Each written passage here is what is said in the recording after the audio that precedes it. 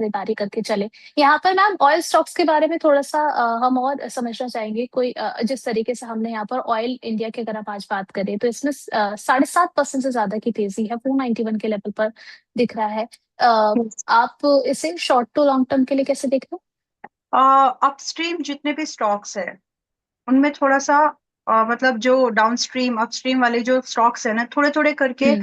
Focus में तो रहेंगे। एंड इसको आप ऐसे देखिए कि जो कंपनीज ऑयल निकाल सकती हैं, ओएनजीसी जैसी कंपनीज, हम्म। उनके ऊपर ना सिर्फ फोकस बल्कि ऑपरेशंस का दबाव भी बढ़ेगा। हम्म। राइट, क्योंकि डिमांड तो है हमारी, इसको पूरा करना ही है।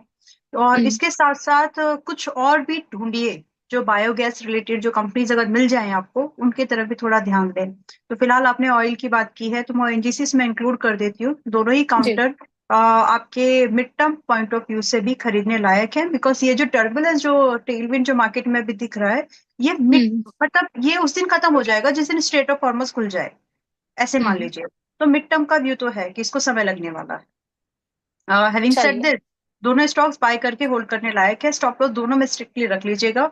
ऑयल का स्टॉप लॉस 491 पर है, आज थोड़ी देर पहले ही बातचीत चल रही थी कहीं पर। सेम स्टॉप लॉस हम्म। आप भी फॉलो कर लीजिए 450 का। ओएनजीसी का स्टॉप लॉस आप लोग 270 का मेंटेन कर लीजिए।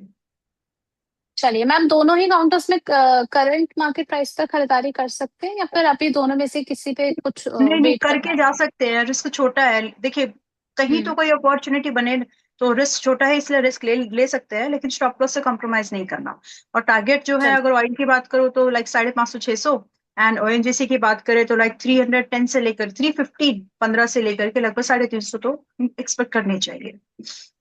चलिए, तो स्टॉप लॉस बिल्कुल मेंटेन करके रखिए। ऑयल इंडिया में आपको सुझाया गया है 450 रुपए का, और करंट मार्केट प्राइस पे खरीदारी करके चल सकते हैं। 550 से लेकर 560 तक के टारगेट्स यहाँ पर आप देख सकते हैं। और दूसरा यहाँ पर मैम ने सजेस्ट किया है आपको ओएनजीसी, जिसको भी आप करंट मार्केट प्राइस पे खरीदारी करके चल सकते हैं। 270 का स्टॉप लॉस यहाँ पर भी मेंटेन करके चलिए, बड़े टारगेट्स यहाँ पर भी आपको देखने को मिल सकते हैं।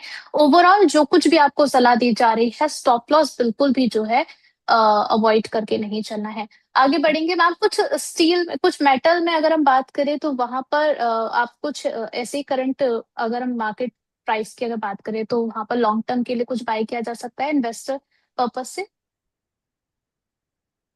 आप मिधानी देख सकते हैं, मतलब not specifically steel hmm. But Midhani, which is at 388 as of now. और ये लॉन्ग टर्म पर्सपेक्टिव है। तो बाकी आज ना खरीदे तो बेहतर है। प्राइस हम्म। अलर्ट लगा लीजिए, खरीदना मिधानी, मिधानी गुड काउंटर है। लेकिन इसको हम्म। खरीदने के लिए 350-60 के आसपास का व्यू बना करके चले। अभी 388 पर है, 2 दिन का टाइम दो, मेरे ख्याल से ये भाव आ जाना चाहिए। और वहां पे ज्यादा मोल भाव मत करिए। लॉन्ग टर्म इन्वेस्टमेंट की जब बात कर रहे हैं तो इन्वेस्टमेंट करके छोड़ो, हर दिन इसको देखना नहीं। आप ये समझ लीजिए आज भी लगभग 5% गिरा हुआ है, वैसा काउंटर है ये। तो जहां पर हम्म। आपका index, broader index which is Nifty 50, 2%, mid select जहां पर आपका 2.5% मूव कर रहा है, ये स्टॉक उससे मिड सेलेक्ट से भी दुगना रिएक्ट कर रहा है, very high hmm. Beta. So having said this, stock को पहचानो, उसके हिसाब से काम करो। तो लॉन्ग टर्म इन्वेस्टमेंट 350 360 के आसपास कर सकते हैं, with expectation of the targets 500 to 600, बड़े टारगेट्स है फिर। चलिए, बड़े टारगेट्स के लिए मैदानी को देख करके चल सकते हैं। खरीदारी अभी नहीं करनी है, खरीदारी करनी है 560 या 550 के आसपास। चलिए, यहाँ पर अभिमन्यु कुमार जी का सवाल आया है जेएसडब्ल्यू इंफ्रा को लेकर के। 258 पर इन्होंने मैम बाय किया है, कह रहे हैं कि नीचे जा रहा है, तो यहाँ पर से निकल जाना बेहतर है या फिर एवरेज करें?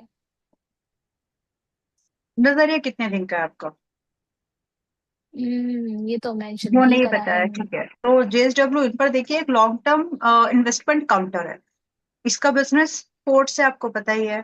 अब पोर्ट्स का हम्म। धंधा अभी देखिए, जहां पर पूरा स्लो डाउन, या फिर चलो ऐसे समझ लेते हैं, जब आपको और हमें ये बताया हम्म। गया है कि फ्यूल को कंट्रोल करने की कोशिश करिए, तो आप ये भी तो समझें कि जो जो कमर्शियल लॉजिस्टिक्स है, क्या वो इम्पैक्ट नहीं होंगे? और अगर हम्म। कमर्शियल लॉजिस्टिक आपकी सप्लाई अगर डिस्टर्ब इम्पैक्ट हो रही है, तो क्या पोर्ट्स के रेवेन्यू इम्पैक्ट नहीं होंगे? होंगे। तो क्या ये शॉर्ट टर्म व्यू है? शॉर्ट टर्म वाला काउंटर, ये जो टर्बुलेंस है, एज आई सेड, कि अगर स्ट्रेट ऑफ हॉर्मस आज ही खुल जाए तो दिस प्रॉब्लम इज वैनिश्ड। लेकिन हम्म। हो नहीं रहा है ना ऐसा। It may take 1 quarter, it may take 2 quarters. अब 2 क्वार्टर से ज्यादा और क्या चला होगा यार, खत्म कर दो। एनीवेज, तो फिलहाल के लिए शॉर्ट टर्म अगर आपका नजरिया है, you can think of exit, but the counter is hmm. Not something you should have a short term view with.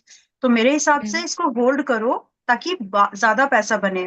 मैंने स्टॉक आपको 245 पे रेकमेंड किया है, और उसके बाद एक फर्स्ट टारगेट भी जाने देते हैं उसको। लेकिन फिलहाल के लिए ये लॉन्ग टर्म हम्म। काउंटर है, जहां पर आपको एक प्रोस्पेक्ट, आपका दायरा बढ़ाना है, ना कि स्टॉक की रेंज को चेज करना है, वो मत करिए। स्टॉक को होल्ड हम्म। करो, लॉन्ग टर्म पर्सपेक्ट है। और कम से कम यहाँ से जो टारगेट है, you should expect something minimum 350 and up to 500। अब बड़े टारगेट्स है, हम्म। तो उसके लिए 2 साल का समय लग सकता है आपको। चलिए, यहाँ पर जो है कुछ ज्वेलरी स्टॉक्स में भी धक्का लगा है अच्छा खासा।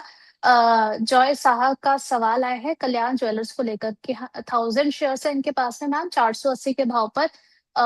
अभी अगर हम देखें तो कल्याण ज्वेलर्स 360 पर है, काफी हाईएस्ट पे इन्होंने खरीदारी कर रखी है, क्या किया जाए? अभी क्या किया जाए? वैसे प्राइम मिनिस्टर जी ने बताया नहीं कि अगर सोना खरीदना नहीं है तो इन कंपनीज का क्या होगा, या फिर इनकी सेल्स को कैसे मैनेज करना है। तो since he did not said anything about it, तो हम ये मान के चल रहे हैं कि ये थोड़े और वीकनेस में जाएगी। आई मीन, हो सकता है कि वो कुछ पैकेज वगैरह बाद में फ्यूचर में लेके आए, but right now there hmm. Is no statement, clear statement about it. That's what I was saying. तो फिलहाल के लिए it's good to take an exit, अगर आपके हम्म। जो भी बाइंग है अभी, because I am not sure, क्योंकि 1-2 क्वार्टर की बात नहीं की गई यहाँ पे, 1 साल की बात की गई है। एंड वी जी। Really obey our prime minister, चाहे वो क्लैपिंग हो, थाली हो, वट एवर, है ना। तो मतलब उनका इन्फ्लुएंस है।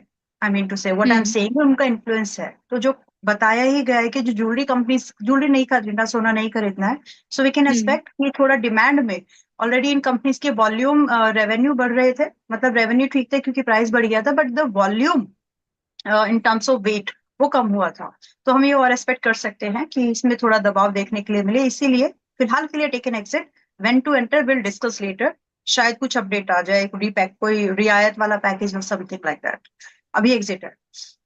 चलिए, अभी एग्जिट के बारे में सोचिए, क्योंकि ऑलरेडी जो है वो स्टेट ऑफ कॉमर्स हो गया, या फिर अभी ज्वेलरी जो हो गई उसको लेकर के कोई भी क्लैरिटी नहीं मिल रही है। और अभी 1 साल का तो उन्होंने बता ही दिया, होराइजन के लेकर के चले, आप लोग खरीदारी ना करें। नेक्स्ट यहाँ पर आकाश पांडे जी का क्वेश्चन आया है आइनॉक्स विंड को लेकर के, क्या किया जाए? 104 की इनकी बाइंग प्राइस है मैम। आइनॉक्स विंड पोजीशन अगर है तो बना करके ही चले।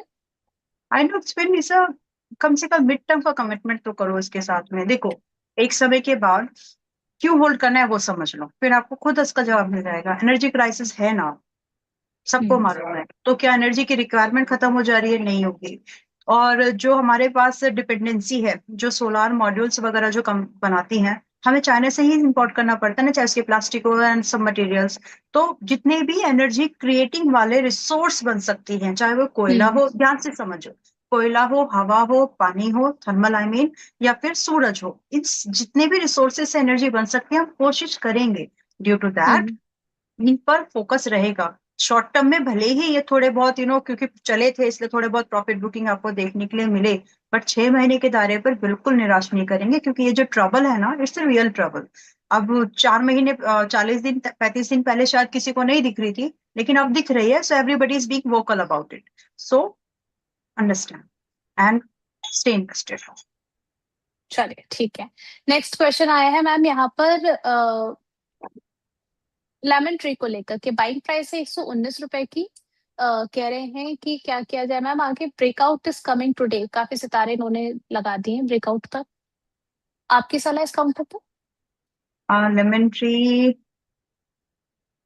एक सेकेंड,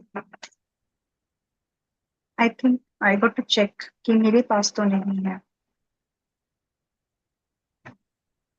मतलब आई गॉट टू चेक कि मेरे पर्सनल पोर्टफोलियो में तो नहीं है। ऐसे याद आ रहा है कि जी। था।